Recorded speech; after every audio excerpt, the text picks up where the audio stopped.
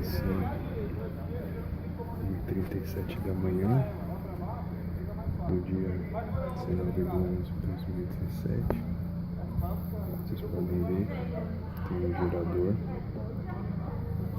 fazendo barulho, convidados na porta, fazendo algazarra, buzinando, saindo. E continua assim, né? Mais um sábado sem poder dormir. Pessoal falando alto, 11h37 da manhã, né? Não tem hora pra ir embora, nem nada. Carro saindo, e eles ficam na porta, não tem respeito nenhum pelo sossego alheio. Como vocês podem ver, mais um dia sem dormir.